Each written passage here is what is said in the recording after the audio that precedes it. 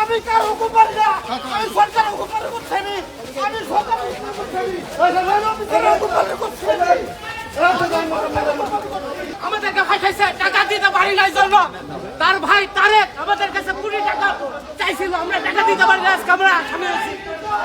আমরা আমাদের দোষ, আমরা ছাত্রলীগ আওয়ামী করছি জন্য আমাদের যারা যারা আসামি হওয়ার কথা ছিল মেধা শূন্য হয়ে যাবে আগামীতে। আমি সম্পূর্ণ নির্দোষ।